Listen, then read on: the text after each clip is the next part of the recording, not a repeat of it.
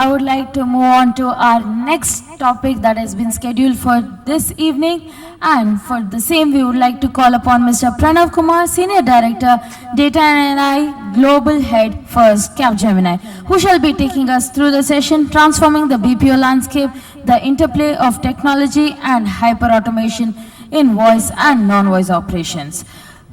Products and experiences are about people. Pranav is focused on helping customers drive compelling data-driven customer experiences, crafting the right blend of products. People and data.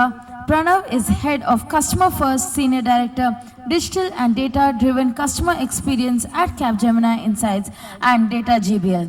Pranav is a remarkable IIMB alumni who has carved a niche for himself in the world of digital transformation through his excellence in the world of digital transformation with knowledge, leadership, entrepreneurial spirit, and unwavering commitment to success. So let's all put our hands together and welcome Mr. Pranav Kumar on the dais. Hope I'm audible. Yeah? Great.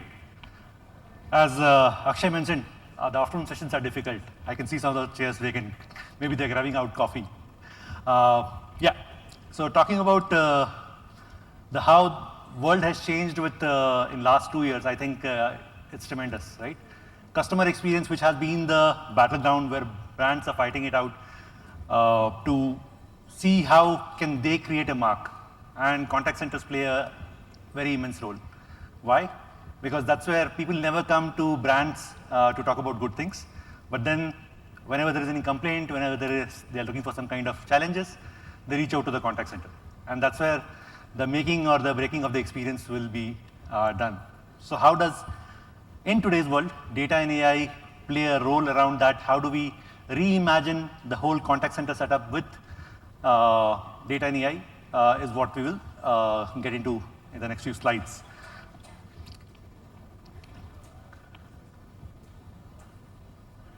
So I'm sure all of you are from the BPO and contact center business, so you understand how important it is to understand what the customer expectations are. When people call up the contact center, or what most of the times happens is, they will go ahead and press 0 or 9. They will not wait for talking to the IVR system. They just want to move towards the human agent. But then, why is it that? People have gone through those experiences where they have seen it's not working out, and people have, the time is short. Especially the attention span in last 1.5 to 2 years has gone down for everyone with the advent of ChatGPT, Gemini, all of that. Now people expect the things to be done less than 3 seconds, 5 seconds. That's the kind of a patience which everybody has.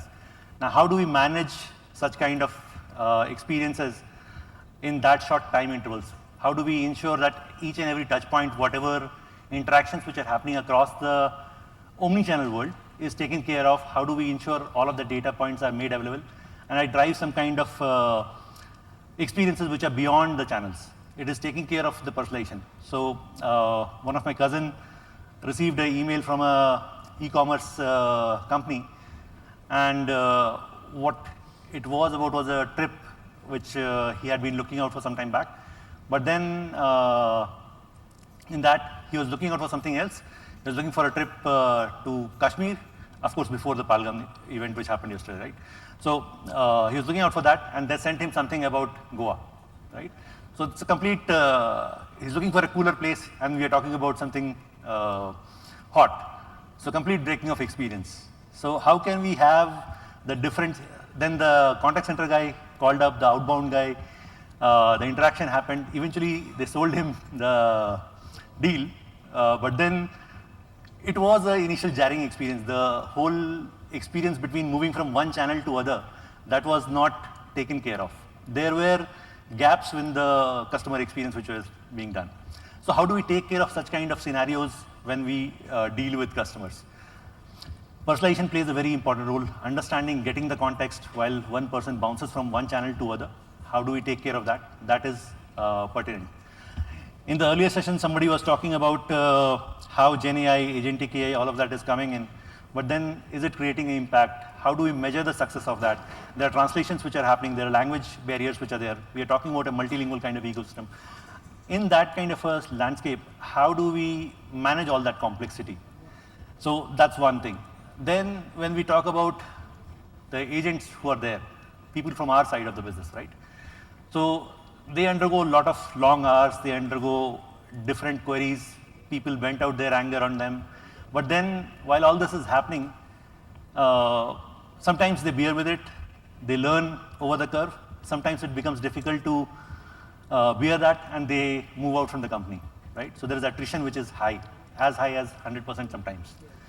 So in those scenarios, how do we develop some kind of agent assist kind of applications which will take care of enabling the agents, because since attrition is fast, so I need to have new set of people coming in quicker, faster, and they should be enabled to take care of all those nuances about the processes, right?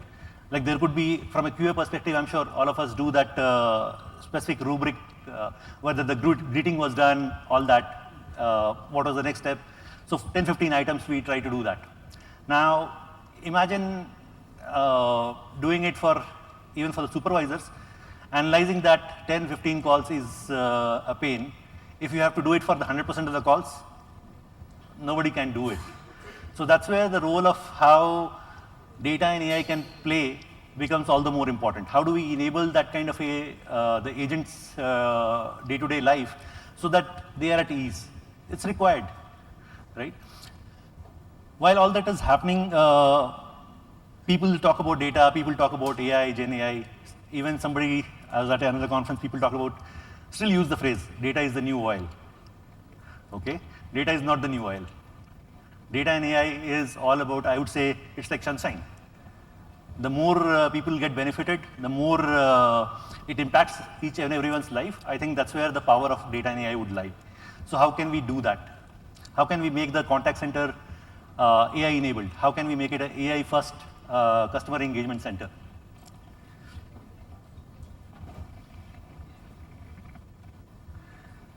So most of the people or the contact center customers which I work with, they're mostly in this, either this part or this part, shuffling between second, third, and fourth, most of the times.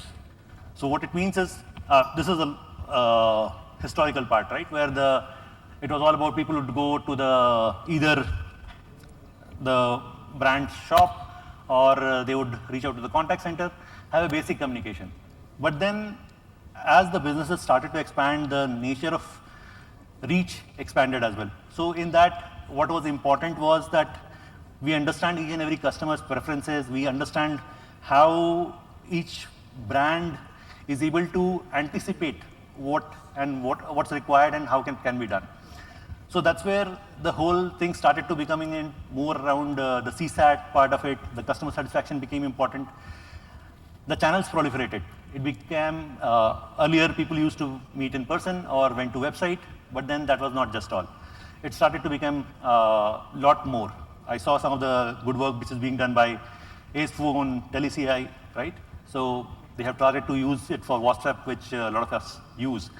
But then while the interactions start to go beyond the boundaries from one channel to other, email, web, mobile, SMS, WhatsApp, so many different channels. How do we ensure that what happened on one channel is provided as a context to the next subsequent channel? Is that happening in real world or not? In some cases, yes. In some cases, still there is a lot of miles to go there. And that's where, when we walk towards that, we'll start to focus on becoming the data experience hub. So in that, what needs to happen is each and every persona, each and every interaction which is there, it has to get mapped, it has to carve into some kind of progressive profiling, and then the magic will start to happen, right? And then what we do is we also use the power of agentic AI, Gen AI, to create that kind of impact. We'll see how it happens in real world in the next few slides. This is the approach which is there roughly on how we move from one phase to other. The call center 1.0, 2.0, mostly from 2.0, 3.0 to 5.0 kind of a thing, right? So how do we become more ROMI focused? How do I become more customer obsessed? How do we anticipate the kind of experiences which customers are looking for and drive that? So for that, what are the building blocks? How can we go about doing that? what we need to focus on. So in either contact center or for the brands, what happens is, as I mentioned, people press 0 and 9, and that's where the call or the customer cost starts to increase. In US market, if I have to take every call, cost almost $7 to $10 per call. $7 to $10 is the cost which is incurred, right? So imagine if I have to do a 50,000 calls just for, let's say, one area, which is around address change or some kind of a account update. So imagine the kind of a cost which is going in if I'm receiving that amount of calls. How can I bring in some kind of a control with which the deflection which is happening? A lot of people, similar scenario, people go to the human agent, right? So that's where the cost comes in. So how can I manage all of that with some kind of virtual agent? How do I bring in, blend in AI agents to drive that kind of simplification and reduce the call containment within the virtual agent space? So that is one, right? That's one of the core priorities which is there. Then there is operational cost involved, be it on the infra part of it, be it on the people part of it, all of that. Can I do some kind of optimization on that? How do I do that? Am I able to analyze all the IVR calls which are coming to my contact center, and I could do some kind of intent mining where I could capture all the intents which are coming in and then go ahead with doing some kind of a prioritization there. What are the top 10 intents which I should focus on? Where can I drive more revenue, right? So that is the second part of it, where we do some kind of intent mining activities which can help me prioritize the intents and not focus on hundreds of intents which are there in my business. Customer support, how do we enable the agent assist part of it, which is there, and then making it proactive, making it more anticipated, understanding what the customer is looking for, what was the last interaction which happened, can I do some kind of a speech to text kind of a thing, understand the sentiment analysis in real time, do some kind of a real time call assist or a post call assist kind of a thing, where I can go ahead and provide the next best action or some kind of a initiative from brand's end which could bring in that customer delight. Can I do that?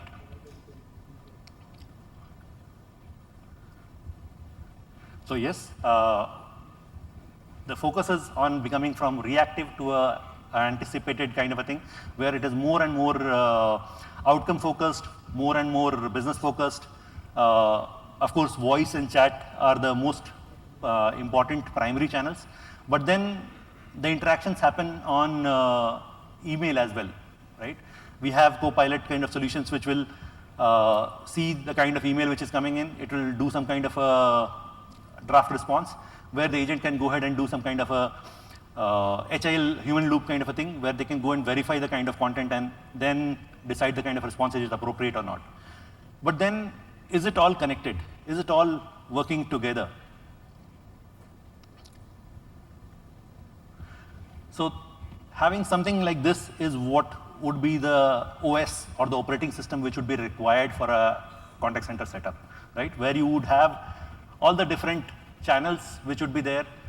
People would be able to move from all of these channels into the interaction part of it. But then while they interact, the context which was there on one channel, that has to get passed over to the next channel. The agony which the customer is undergoing, it should not be carried over in the next channel. The person should be able to anticipate that and provide that kind of relief. The tonality in which the address should happen, all that should be taken care of. So that for that, what is important is we do the sentiment analysis.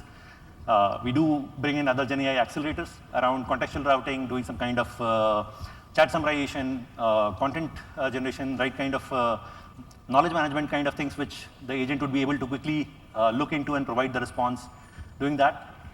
And while you're doing it across all these GenAI use cases, it's not easy to scale. Scale is the biggest challenge which most organizations face when they want to implement GenAI. But then if I have a business function, I have to do it for 5 other different functions, how can I do that? Can I do some kind of a templatization? Can I do some kind of a data pipelines which would be replicable, which could take care of all my similar kind of chatbot experiences which I want to develop for different lines of business?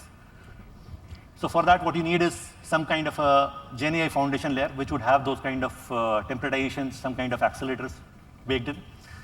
Of course, while all this interaction data is coming in, you need to have some kind of a data layer, the data foundation, which would hold everything around my customer experience. So everything around the clicks, views, actions, interactions, calls, voice, all that has to get fed into my customer profile.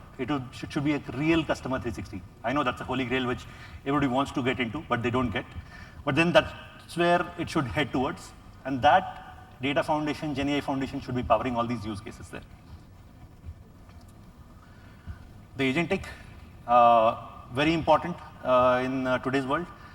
So any query which comes in, what can happen is how do you bring in efficiency? We break that into multiple small tasks. Like if it's a query around just a simple thing about a particular, let's say, rescheduling of a delivery which is there, how can that be taken care of? Or if I want to inquire about a particular product, what can I do? Can the sales advisor app which is there, the agent which is there, it can take care of my requirement. First and foremost, there should be an immediate performance analysis and kind of thing which should be getting triggered, which will take care of my understanding of how much processing time I'm taking, monitoring all of that, and using that as a paradigm to improvise in subsequent actions. It should be able to classify where the intent is coming from, what particular intent is all about. Is it about a reschedule? Is it about a new product inquiry? Where the customer is in the journey. So understanding, anticipating that, and doing that. There should be a knowledge retrieval agent which should be taking care of what the inquiry is about, providing that kind of a response. Sentiment, what kind of customer expectations are there, and then going ahead and providing the response. Now, while the response is being provided, it should not be just stitching it together and throwing it. There should be some kind of a validation agent which should go ahead and analyze that all these different responses which have come in. It is validated and provide the response in the right way. The tonality, the message, the offer, everything has to be synchronized. Broadly, the 7 tenets which we should focus on while we look at transformation at a very high level. I can see the pings coming in. So yeah, thank you. Any questions? Happy to answer. Thank you so much. Can we please have a big round of applause? And to do the felicitation for Mr. Pranav Kumar, I would like to call upon Mr. Steve Ernest, Senior VP, India International Operations, StarTech.